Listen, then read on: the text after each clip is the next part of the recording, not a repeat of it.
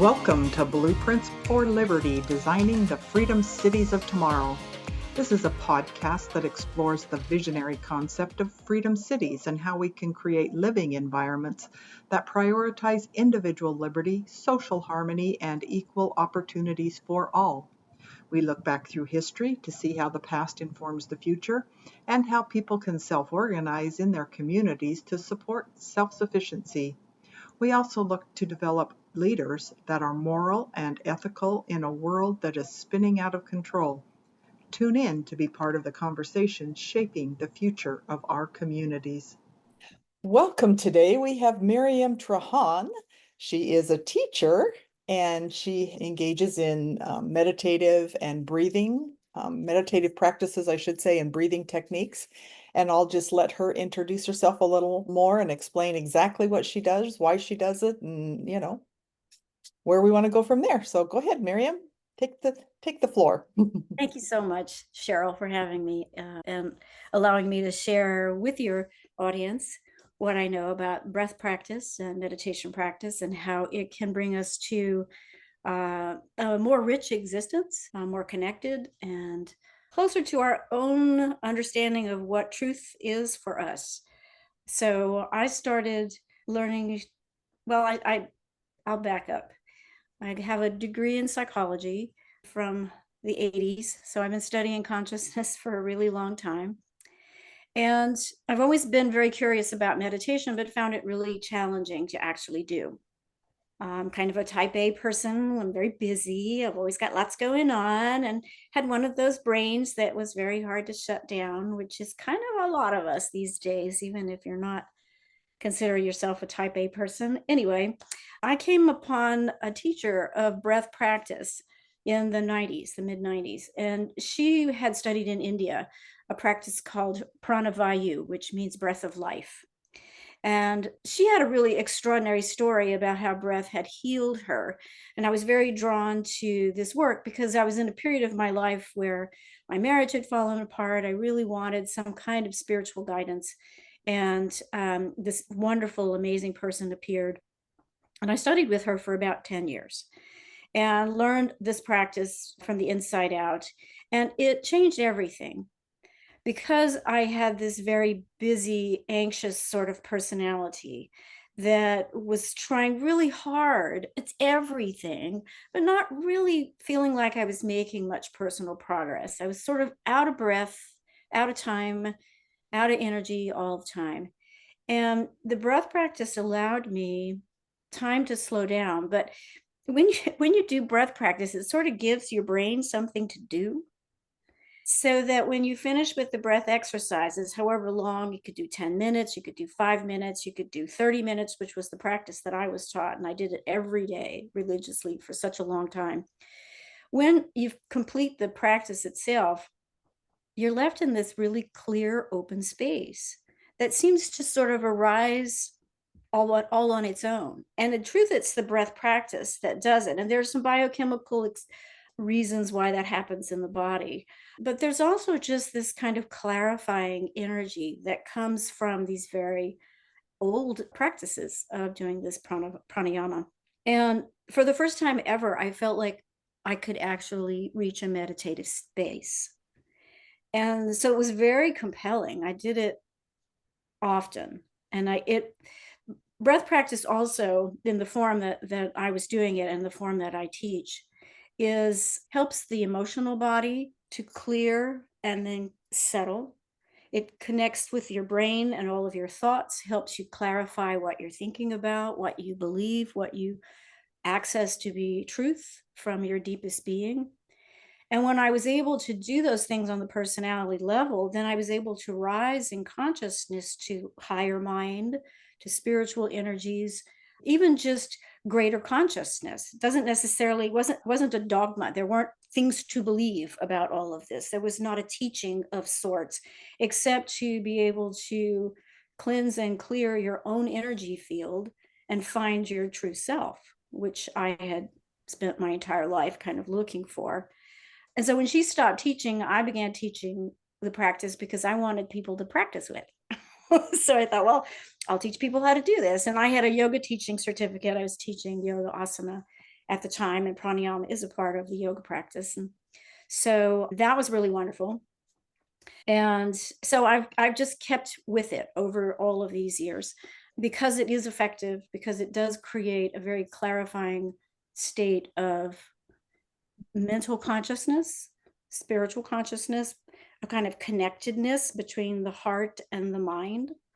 So it brings you into a state of being one with yourself, and then consequently with all of life, which I found to be a pretty nice sweet spot. It's a pretty great place to be.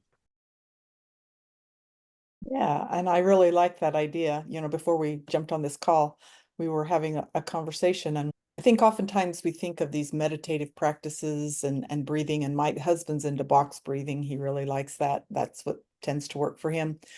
But the world that we live in is just, don't watch the news because you'll feel like the world is on fire. And in the midst of this very scary, fear, anxiety-based world, it's hard to connect with other people because I think sometimes we feel like, you think different than me, you believe different than me, you live a different lifestyle than me. There's all these, we live in a world that wants to divide us by all of these different categories. But as we get into this idea of consciousness, and through these practices, I believe it just eliminates, evaporates all of these differences. And all of a sudden, we find that we're far more alike and that we can connect. It is a connective tissue. And I just believe strongly that our world is in such a need of this connective tissue. Can you talk a little bit more about that? I wholeheartedly concur. I think that you are understanding that these practices are drawing us back to the reality that we are far more alike than we are different. And yet at the same time, we are individuals, but we are systems of individuals. And reality is far more cooperative than it is competitive. There is this kind of old idea, thank you, Darwin, survival of the fittest. But Darwin's idea was not necessarily survival of the fittest of individuals, but survival of the fittest ecosystems of various kinds. And we humans are an ecosystem. We are systems within systems. And so I find that when people breathe together, something kind of magical happens. And it can happen if you're singing because you're breathing, right? It can happen if you are reciting, anything that brings us into a kind of resonance with each other, in training our energy systems together. Then what happens is, and I believe this is a next step in evolution, and evolution happens always. It's constant. It's not something that we can stop. But my view of evolution is that it gives us problems we cannot solve with our old skill set or way of being. And we must become different in order to meet the challenges of evolution. And so what you're talking about, all of that chaos, all of that breaking down of the old systems, are things that have outlived their usefulness for us as human beings in so many ways. It's so self-evident that a lot of the things that practices we are using on the planet are not sustainable. So what do we do? Well, we must be different. We must be different kinds of human beings. And that connective tissue that you were talking about, when we breathe together, when we listen to an inspiring speaker, when we watch the sun go down. I used to live in Hawaii, and one of the big practices of Hawaiians is at the end of the day, everyone sort of goes somewhere they can watch the sun go down because it's almost always a really great show. Yesterday, here in Pennsylvania, where I live now, the sunset was so beautiful. I just sat out on the porch and watched it. And those kinds of things bring us into a kind of entrainment, and our energy systems themselves naturally flow together. They naturally, all of that divisiveness just kind of vanishes all by itself. And breath practice and meditation are two ways that you can cultivate that on the individual basis. So this 30 or 40 years of raising consciousness since the 60s, and I know it's been longer than that, but it's hard to believe it's been longer than that. I know. We won't that date ourselves. we won't date ourselves, thank you. That we have been working as individuals to evolve our personal consciousness, right? We've been reading, we've been studying, we've been exploring, we've been practicing. Now, what do we do with that? We come together and we see how can we make that connective tissue that you're talking about. And the truth is that from being, from these higher states of consciousness, simply being this more evolved personage that we have worked on, we are automatically available to that connective tissue. And that when we come together with others and do a breath practice or a meditation practice, then the field itself becomes a blending of all of what we are. So you and I have different complements of vibrational energy, different frequencies, different patterns, different ways of being. But what happens when we breathe together or meditate together is that we can borrow that from each other. And it just happens very naturally. Our system is automatically drawn to something that is alike enough that we might find benefit from. And as we do breath or meditation type practices, we naturally rise in consciousness. And a lot of the static and noise fades. And it does take practice. You really want to do it on a regular basis. And there's a talk in these types of practices about discipline, and people say, well, I'm not very disciplined, it doesn't really happen. But what I found was after doing it for a very short time, it became like food and nourishment. It was like the nourishing frequencies of beauty and harmony were so irresistible that I wanted to practice. I wanted to sit and find those energies again and again. And it didn't always happen every time in the beginning. And even now, sometimes it can be what my teachers used to call psychic weather. Like the weather around us is very disturbed. There's a lot of chaos around us, and we simply can't quite get to that space where it's just so rich and juicy, right? But we try anyway, and we sit every day. And more often than not, you have those experiences. And then when you leave your cushion or your chair and you move back out into the world, okay, I'm aligned. I feel pretty focused. I've spent some time in the beauty and the harmony. And now there's more beauty and harmony in the world because I made it happen. And when we do that together, it amplifies. We amplify. What do you want to amplify? When you look out at what's happening in the world, and I try to read as much good news as I can. There's a number of really great good news newsletters. If you just Google good news newsletters, they're out there. And there is a tremendous amount of progress being made for humanity, for the environment, the oceans. It's all around us. It's happening now. It's happening. It's happening. And so what we can do is we can recognize it and we can amplify it. It doesn't mean we're ignoring the problems. It means that we are advancing fresh solutions coming from an energetic basis, coming from a holistic consciousness, coming from an individual practice of taking personal responsibility for my own life, for my own well-being, for my own well-being of my mind, well-being of my emotional body is my job. No one else out there can do that for me. And when you take that kind of responsibility for yourself and then talk about it in your community with others, now you're spreading the good news.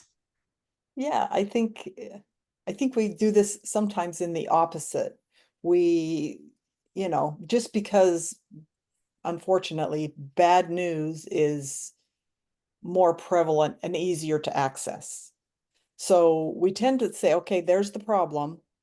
What are we going to do to fix it? And in the process of trying to, work that out, we disagree with people, we argue, and we live in this debate society, which, I'm not saying there's not some value to debating. But if we started from the other side and said, oh, look at all these good things that are happening. Look at all this progress that is being made. Look at the wonderful things that people over here are doing. Then when we see that bad news or we hear that bad news, we can apply what we've learned over on the good side in a positive way.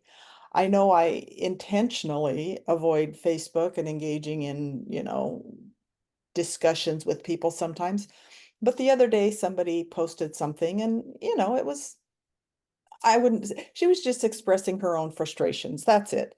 And I just thought, I really want to respond to this, but I want to respond to it in a positive way. I want to bring beauty to the conversation as opposed to discontent, disagreement, and there was plenty of things I disagreed with. But I fully expected once I posted it, and I was very hesitant to do so, that the response was going to be like, oh, here we, and then just kind of a combative whatever. I was shocked.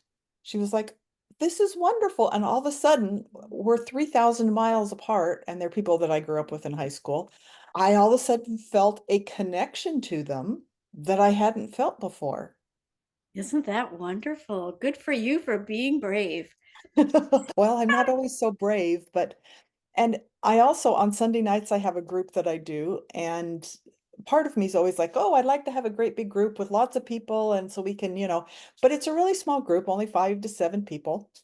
But I feel like we have this really strong connection. And even though we're all over the computer and we all live, far away from each other, I feel a strong connection to these people because I feel like our energy about certain topics resonates. And even though, we disagree at times, but we all try to bring something positive to the conversation. And I think that's what, there's times I have meditated and engaged with breathing practices, and I have found it to be just like you said, just like, oh, I want more, I want more. And yesterday, I made a very conscious effort to do so before I engaged in my Sunday night group. And I felt like there was a much higher level of connection. And the people in the group didn't do anything different. I was the only one. They didn't know that I did this. And I was like, wow. And as I ask them, you can just tell by their responses and by the nature of the communication that there was just a connection that, isn't always there. Wow. Yeah, there you go. You prove the power of the breath.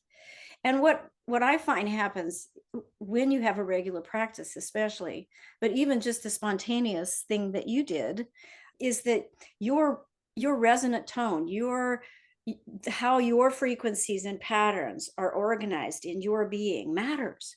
Our experience matters. Who we are matters. Each and every one of us are contributing to mass consciousness. And I think the way you do is sometimes about things like Facebook and social media. I'm very careful about what I post, and I try not to come off as a know-it-all, right? Well, if we only just did it this way, Yeah. Blah blah blah. Nobody likes that. Mhm. But if you find a kind of resonance in your own being, and then just put forward something of beauty that comes from a compassionate place.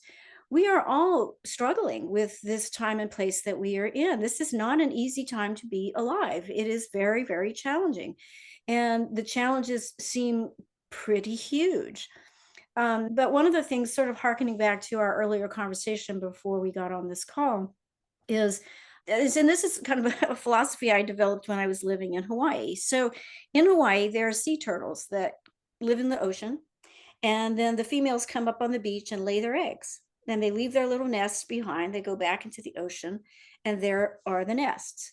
So there are these human beings, because beaches in Hawaii are very popular, and people come and they bring their dogs, and et cetera, et cetera. They wait for the sea turtles to come in. They watch the ocean shores night and day around the time of the year that the turtles come in. And then they mark the nests with stakes and ribbon and little signs that say sea turtle nest, stay the heck out of here. And that actually works pretty good until it's time for the babies to hatch. And now more people come and they wait and they watch the nests and they wait for the sea turtles to hatch. And they're there when the sea turtles hatch to keep the dogs away, to keep the curious tourists away, to keep everybody away, to give these babies the best chance possible. So for a while, I was part of the sea turtle watching group, and I went down there at dawn a couple of times to do my part. Nothing happened. I just kind of sat there on the sand just in case. I was one of those just in case people. But this was something I could do something about because it was in my neighborhood. And it felt like a small piece of activism on the part of the environment, which means a lot to me. I'm very, very interested and passionate about caring for our planet. However, there's also problems with polar bears that don't have enough ice, and forests that are getting cut down, and other things that I care very deeply about. However, the sea turtles are in my neighborhood. I could have an active role in helping. The other things, while they are important, and I can send light in that direction, worrying about them is not a positive contribution. It doesn't help me. It doesn't help the environment. And that's the same for the political climate and your things that are happening in your state or in your region, that we only all have so much bandwidth. My teacher used to call it consciousness units. We have so many consciousness units. What are you spending them on? Right? What are you spending your consciousness units on? And if you can do something like sitting on the sand waiting for turtles to hatch in your community and walk away feeling really positive about that, when you read some of the other news that's out there that feels chaotic or overwhelming, etc., you can stand down from that. If you can't at least be neutral or be positive, you're really not making a contribution to the uplifting of whatever that situation is. Now, if you have expertise, you have inspired action, if you have some sort of activism in your neighborhood that connects to that, by all means, take action. And you can take action on the inner planes. A concept that I've been reading about is called inner activism. So what can you contribute on an inner planes level to something that you truly care about? You can imagine it working out. You can imagine those people who are close to the solution, or those animals, whatever, having the resources they need, having the light that they need, having the connectivity or the rendezvous with other people who can help them. You can add, through your conscious awareness, uplifting energy to anything. Mm-hmm. And that inner activism matters. And to me, this is the thing that humanity is evolving to be able to do. We can take physical action in our immediate spheres, and we can add light to that which is somewhat at a distance through our uplifting energy, through positive thoughts, through just light, just imagining it becoming more beautiful. Oh, beauty is really powerful. Harmony. Can I add harmony to this situation? Even if I don't like those people and their political views, they're very different than mine. They seem very strange. They even seem like they might do me harm. I'm afraid. I'm afraid of that situation, letting these people be in charge, whoever they are, whatever your predilection is, whatever your thoughts about power and politics is, that you can imagine the situation getting better. You can put light toward it from your own practice. From your practice, you generate spiritual light, you generate higher consciousness, you lift yourself, your energy becomes more resonant, your tone becomes more organized in a very high way. So you become somewhat more powerful, not power over, but power through, a kind of service. And so then you get to the kernel of it all. It's about service. Yes.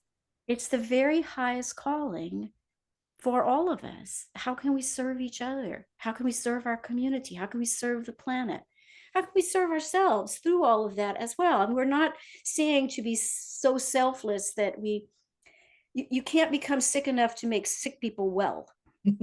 Yes, exactly. You can't become poor enough to make poor people have resources. It's not a matter of going down to the level. It's a matter of lifting up. And how do you lift up? You lift yourself first. You pull yourself up into that higher space. Now you invite people. Come this way. Come this way. I found a door. Let's go this way. Come on. It's great over here. Okay, you don't like that door? How about this door over here? How about that door over there? They're all around us. The doors are everywhere. Yes, I love it. And I just think it's interesting. I don't know exactly how to put this in words, but I find so often we do feel like we have to step down, and I hate using the word down, but we need to go to a different level to help people. and a lot of times, and I love the word service, and I think I'm also really into this whole idea of redefining words. I was reading something the other day, and it said that every time we put a label on an object, we limit its usefulness, because all of a sudden everything becomes about that label instead of about the object. And we live in a world where we label everything. Everything has to have a label on it. And whether it's a person, whether it's a concept, whether it's a vacuum, you automatically assume that a vacuum's only purpose is to clean your house or to suck up dirt or whatever. But oftentimes, if you think of a vacuum in terms of the concept of a vacuum, where we might live in a vacuum, which means we're kind of in this confined space, it brings a whole nother, I don't know, dimension to that word vacuum, right?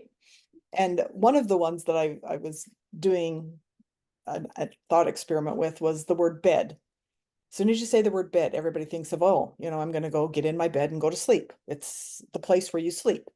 Well, then I was having this discussion with my husband yesterday too, and it was like, okay, think of all the different uses of bed. You can have a bed, a river bed. You can have bedrock.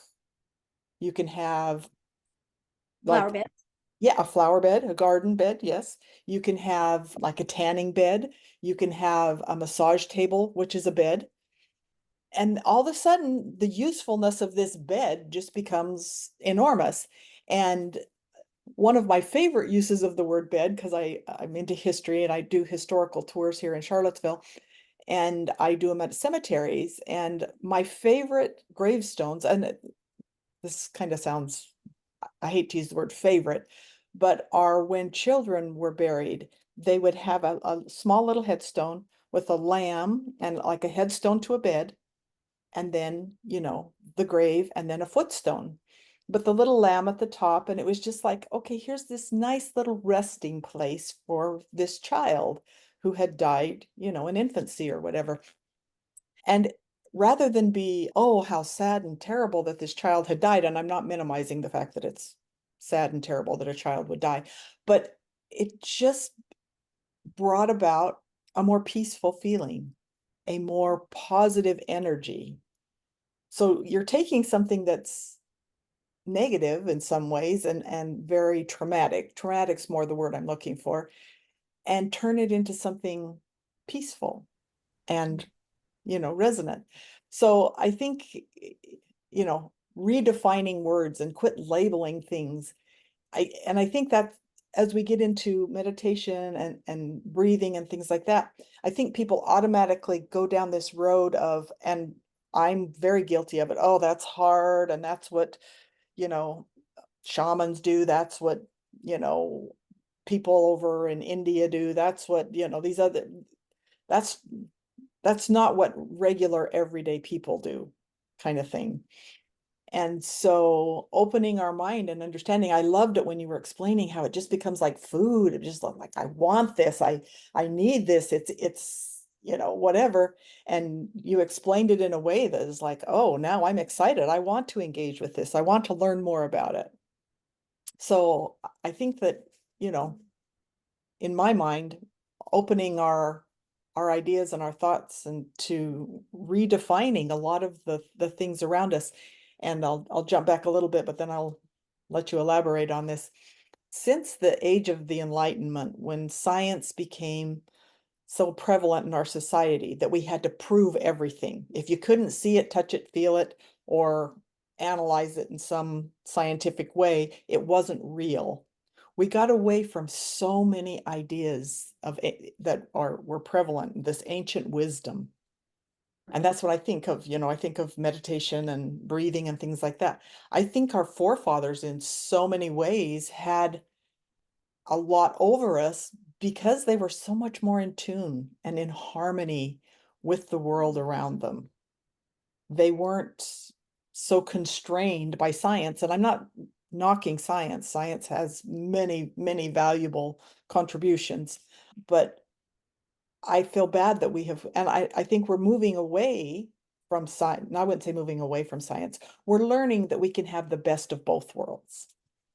I think that's a good way to put it. I just finished reading a wonderful book called The Light Eaters. It's about plants and all of the most recent research about plants, and that the root tips of plants actually move around in the soil. They're like little sensing organs, and the tips of the roots are almost like a little quantum field there, that they're incredibly intelligent, very connected. Plants are alive in ways that we have only allowed for animals and humans. And they have an enormous range of capacities that science is just beginning to be able to ask the right questions. Mhm. See, it's science, back to Descartes and the very earliest times of science, objectified the world. And I think it was a response to a kind of false mysticism and superstition that people were living through in the Dark Ages and the Middle Ages, that there was a lack of verifiability about the world, and it was much more subject to people's darker thoughts and swayed by superstitions because there wasn't enough good information about the world that we lived in. So science moved us out of that toward a verifiable approach where we could ask questions and have a scientific method in which to answer those questions. However, that objectification of the world is proving to be a false notion, because there does not really seem to be any firm demarcation between ourselves and the world. It is more like a continuum of consciousness.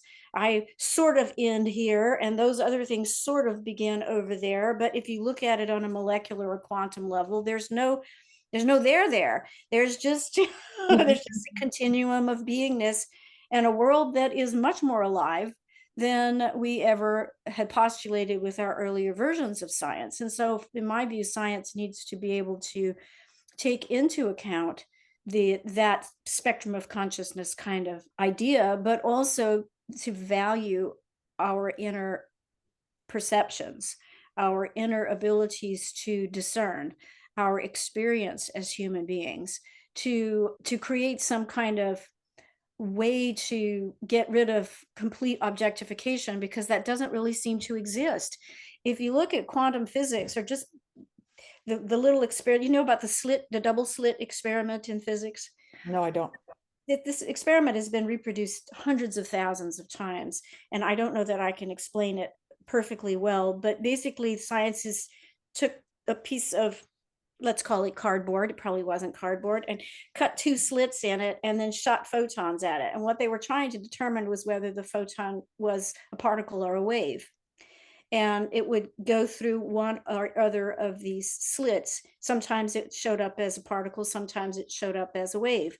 And across all of these experiments, it changed when it was observed. And the observation of it, recording of it, was what made it do one thing or the other. And it comes back around to the very basic notion that our observing of the world changes it. We have an essential effectiveness just by being in the world and moving through it. So what shall we do with that? That's a remarkable power. That's like, you're out there in this superhero world, that we can actually make the world change by our observation of it. And if that is so, what a awesome responsibility to bring our best selves as much as we can. And that's not to say that we never have negative thoughts, or we never have a down day, or we never feel discouraged, because all of those are part of human experience. And it's not useful at all to berate yourself for having normal sort of human reactions to things, and taking some time to process things that happen to you, move through your experiences, find what it is that you can in terms of learning or growth or what have you from what happens to you. And sometimes those things can take many years. Sometimes things pop up in your consciousness, and this happens a lot when you undertake breathing practice. Old energies of things that happen to you, perhaps as long as back as childhood, pop up for you, because now you're in a safe, stable place, and they can have some new resolution to them. And that's not something that we're in control of. That is something that you are creating, that container. You were talking earlier about the vacuum. The vacuum is a container of open space into which something can fill. And so through your breathing practice, you are creating all of this resonance, but you're also creating an open space into which something can fill. And that something can be an old memory or experience, a traumatic thing, even if it's not like some awful trauma, like something you might read about in the newspaper, but a kind of more normal human trauma of a loss of some kind that you could not process in that moment. Breath practice is something that can assist you in clearing that vibrational pattern so that part of you can come into resonance with the whole. And over time, through a practice like this, you begin to clear that stuff, and it doesn't have the same emotional tone that it used to have. And so now you are emotionally present. Things that happen now are you are reacting as a person who's living in the present moment and not from some old damage or hurt that comes from a much longer time away that you don't even realize is still affecting you. But it is, because you haven't resolved it. And that's not to say there's something wrong with you because you haven't resolved it. You just haven't brought it to consciousness yet. And breath practice can help you bring that to consciousness. And the practice itself, and this is not to say that other kinds of therapeutics are not valuable, because I've done a lot of talk therapy in my life and found it extremely valuable to have a wise outsider give me some perspective and advice. But breath practice can allow you to work on the energy itself of that happening, that it's like a pocket of energy that doesn't really fit with the rest of your energy pattern because it's out of date, it's old, it's from some place in the way back, right? And that part of you is still trying to help you, but it's out of sync. And so it's not very helpful. And so somebody triggers you, you have this over the top reaction. You're like, whoa, why did I react that way to that? Well, it was that thing that's in your consciousness that you have not resolved yet. And so as you do regular practice with breath and meditation, you find opportunities for those things to come to consciousness and be cleared simply by doing the breath practice with it and allowing your own inner wisdom to help you heal. And now, oh, you may still have a memory, you may still remember it, but it doesn't feel the same way anymore. And it doesn't hearken you back to that powerless time or that time where you felt like a victim or something truly awful happened to you. Now you can move forward in a kind of settled spiritual maturity. Now you are a full-grown mature person. Now that you have collected all these parts of your younger selves, now you're in the present moment. Talk about living in the now. It's challenging to live in the now when you have all these pieces of yourself that are strung out along the decades. Like, well, what am I supposed to do about her? She's way back there, and I don't know what to do about that woundedness. Well, breath practice is something you can do with it. Even if you've talked to, as I have, with therapists about those very same issues, the energy resonance of it can still be trapped in your greater field of consciousness, in your mental body and your emotional body. And the mental and emotional body can become entangled. And so you have a feeling and it gives you a thought. Well, you have that same thought, same feeling, same thought, same feeling. Now we're on the hamster wheel, round and round we go. And so this gives you an opportunity to go, oh, these are two different things. I'm having these thoughts and they trigger these emotions that also then triggers the thought to happen again. If I can breathe some space into that, just be with it, breathe, beauty, harmony, breathe. What's there? Oh, what happened? Oh, here's a new perspective. Oh, my deeper wisdom is trying to tell me something about this. I never thought about it that way. Oh, now I have something new to think about that. Now I feel different about that thing that had been triggering me over and over. Why do these same things keep happening to me? Because life is trying to help you heal. Life is trying to help you understand yourself. So when you can use these practices to get to that place and unhook from those things that trigger you, breathe into them, allow some space, open up around it. Now the deeper wisdom can arise. Now you lift up to that higher place. Oh, and you never have to feel that way again. It changes permanently. It never goes back. unless you keep niggling at it, and Yeah. you can't. It sometimes takes a few tries through it. Sometimes it takes a few experiences through this practice that I'm talking about. It'll come up again, it'll come up again, come up again. But every time it does that, it's a little clearer, and it's a little clearer. And if it's especially old and it was especially traumatic, it will probably take a few rounds to get through this. But if you stick with it, you will start to feel the relief. And that's how you can tell you're moving in the right direction. You go, oh, whew, that's a relief. I feel different. Now I can just move on with this, and at some other place, my deeper wisdom will help me move. Now, when you have done that, those kinds of practices, and you've cleared, you go into that room that we were talking about early in this conversation with other people who don't believe what you believe, who don't see this problem the same way you do, but you're not triggered into fear and upset by people who look at things differently, feel things differently. And you can come from a place of being more solution oriented because you've done your personal work. It all begins with me. Ta-da! I know. So thank So you. true. You know, every time I have, one of these podcasts, and even though they're on different topics and different ideas, it always comes back to me. If I want to if I want to make the world a better place, it doesn't come from a place outside of me. It comes from a place inside of me. Isn't that the best news ever? Because you Yeah, can do something about you. You can't do anything about the polar bears if you don't live in Alaska or the I North know. Pole. I And know. you can hope that that thing situation gets better, but you can do something about yourself, and that's so empowering. To me, Yes. that's just the best news ever because I can work on myself. I can do these practices. I can have these wonderful conversations. I can look around for resources that will make this happen for me. And then I can show other people, well, this is what worked for me, which is basically what I talk about. Breath and meditation worked for me. Something else might work for you. Art therapy, hanging out with horses, surfing, hiking, watching birds, feeding people who need food, working in your community, all of that, all of that. And as more and more of us do those kinds of things, imagine the world that we're going to create. Yeah. Well, and I love the way you state that. The world we are going to create. We can, and it's so empowering. And because we live in a world, I think we feel so powerless sometimes because of all the things going on around us, and we just feel helpless. Whereas we can be empowered, We and can be empowered, and we we are don't, empowered, and we empower ourselves. right.